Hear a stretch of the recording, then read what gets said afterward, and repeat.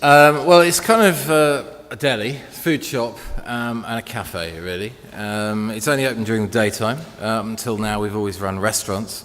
I suppose it is a restaurant of a sort. McDonald's calls itself a restaurant, doesn't it? I always think that's amusing. And but we only open until 7 o'clock in the evening. So and it's very, hopefully, very relaxed, informal environment. And that's what I like about it, really. I've been in the restaurant industry for a long time. And we wanted to do something, I think, that was more accessible to a wider market. I don't know if I just got bored with the whole restaurant experience or sort of the novelty had worn off after 20 years. Because we should explain, shouldn't we, that directly before Wright's Food, you were a consultant at Saucepan in Llanelli and more importantly, set up Apollin. We had for 7 years, and sold our share in that 2 years ago. And a couple of places before that as well. And obviously I worked as a restaurant critic for a while. I've seen a lot of restaurants, And I just think one of the things about restaurants is that the experience is not necessarily formal, but it's generally an expensive experience. There's a lot of pressure on the experience. Sometimes, it's an anniversary or it's a birthday or it's a special occasion, that kind of thing. You kind of know when you're going in that you're going to spend maybe 30, 40, 50 pounds a head. And I don't know that some of the joy of as a consequence, I felt some of the joy was being taken out of it for me. So anyway, we thought we'd do something that was like more relaxed and cheaper. Basically. So when you say that Wright's Food is more accessible, what do you mean by that? Well, it's cheaper, for one, and there's no real standing on ceremony. So, you don't get much in the way of service or anything. So if it's cheaper, is it less good food? No, it's not. No. No, I mean it's not less good food. No, and I think that's one of the important things about it is that I've always felt, to be honest, even when I was kind of inspecting restaurants for the AA, that simple food was as good as complicated food. It's not about how complex or fussy it is. It's about how well you do it. So you take very simple examples of dishes that we all know.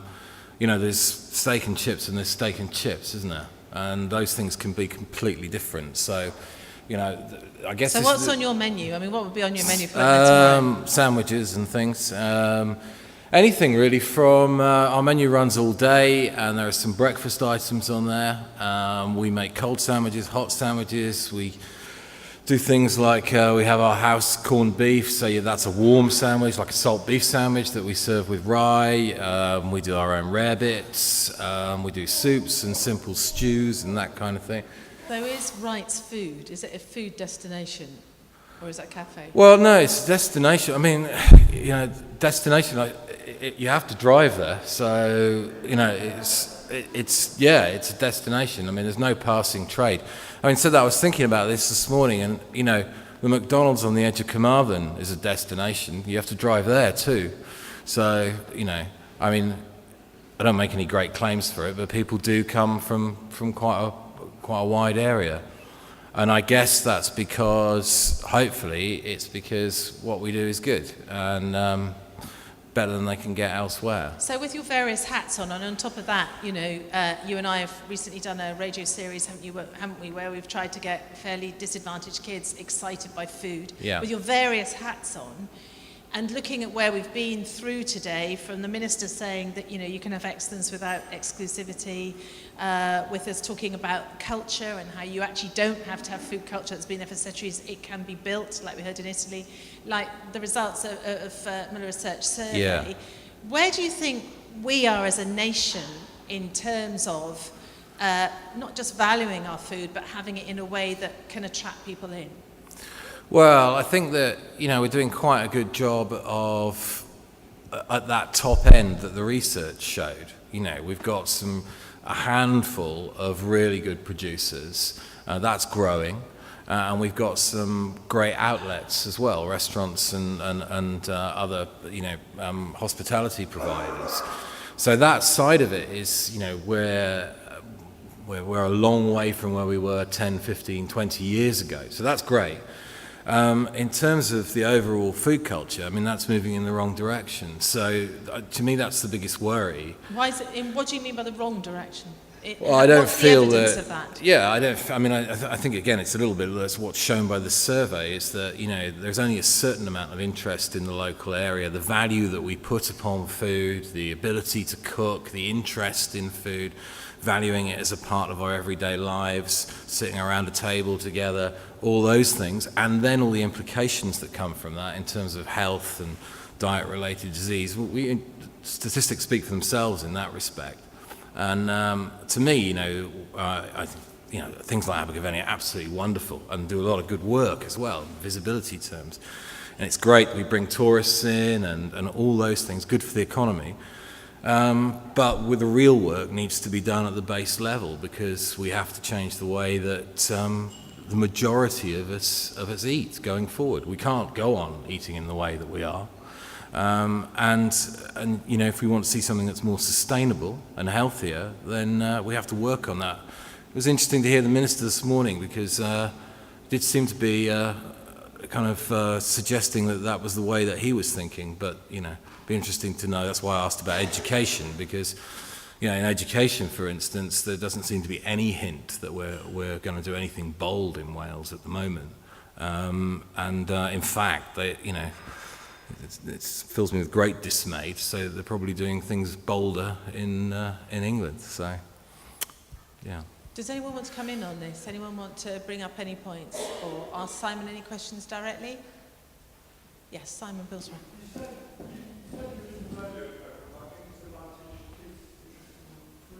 Yes.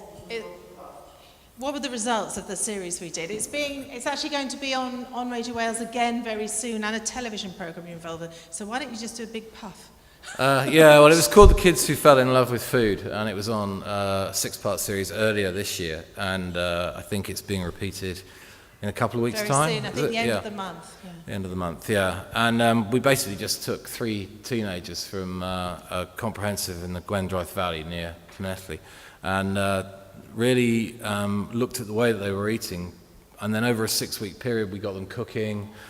We took them to see producers. We just changed their experience of food really in order to see if that would change their diet and the way that they ate. And I mean, you don't get miracles in a 6-week program, but we saw plenty of positive things, yeah. And I wasn't surprised by that. I mean, there are plenty of academic studies that show if you teach children to cook, they'll eat better for the rest of their lives. It's not rocket science. It's just whether or not you want to take any notice of it. I thought, we did it together. I was the producer, he was the star. And watching Simon with the children, even on the first programme, the most interesting thing in that first programme I found was that we'd taken these kids who, if they were lucky, might have a bag of crisps and not even a normal energy drink. They'd get the cheapest energy drink, Tradesmart. That's what they were like. And we took them for breakfast at Simon's, Programme 1. They're going to eat Simon's way. No, Programme 1, Simon ate their way. You didn't like that much, did you? No. Programme 2, they ate Simon's way. Well, we walk into Wright's food and Simon says we're having breakfast. Turns out a pot of tea, then granola, local honey, stewed plums, natural organic yoghurt, sourdough. I thought, wow, this will be interesting. They loved it. They did. Overall, some of them didn't like all of it, but they basically, they're going, oh, this granola stuff's nice. Overall, they really liked it. But I mean, First time. We've all seen this stuff on television, but it's still shocking when you actually spend time with them in their home and then go to school and then realise what they are actually eating. I mean, and we didn't pick these 3 kids out because they were the worst examples. They were fairly typical of their whole peer group. I mean, all the kids were pretty much eating the same. I mean, there's a whole kind of smoke screen about school food as well. I mean, that was the other thing that was apparent, was that there's healthy eating messages in the dining hall, most depressing dining hall I've ever seen in my life. But what's on offer to them was absolutely shocking, in terms of the content.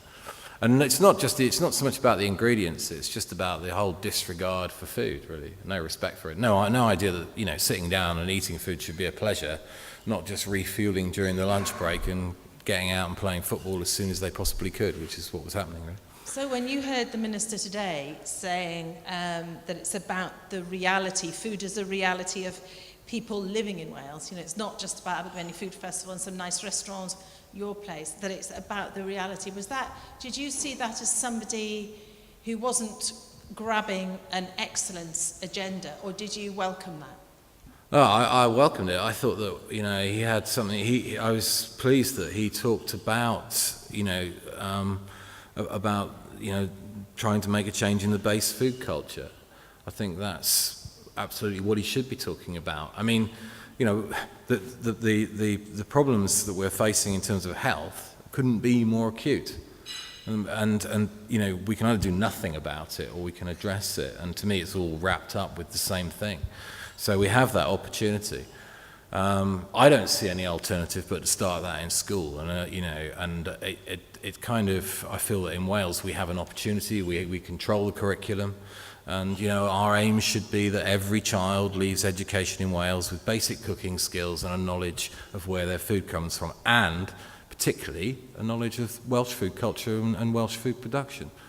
I mean, it benefits in so many ways. If you know about those things at an early age, you're going to want to buy them later on as well. So it's win-win, isn't it?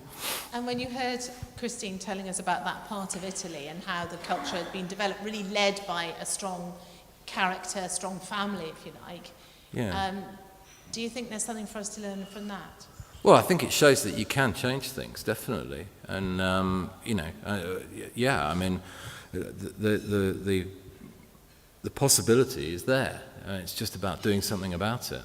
And it won't happen overnight, but, we should aim to do it within a generation. Any more questions? Anyone else from the floor? Okay, so one final thing then, Simon. I mean, this is the 7th conference, it's the 15th Abergavenny Food Festival. What year shall we give you? Let's give you 10 years' time. I mean, where would you like to see Wales food-wise in 10 years' time?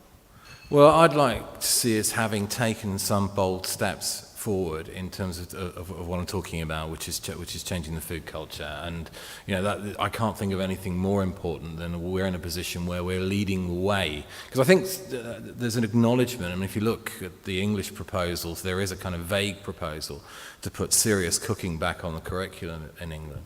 But I mean, I'd certainly like us. I can't think of anything I'd like to see more than that, to be honest. So that's government-led. That's government. And what about those of us worker bees on the ground? Can we do it between us or not? Well, I think we can have a big influence, and I think it's about what was being said earlier about, we do network, we do work together because we sell each other's products and we recommend each other and we support each other. Maybe we need to formalise that in some way. Maybe we could be a little bit stronger. We could have a stronger voice than we have at the moment, but a little bit more powerful in what we're saying. So maybe that's something that we need to think about. Simon Wright, thank you very much.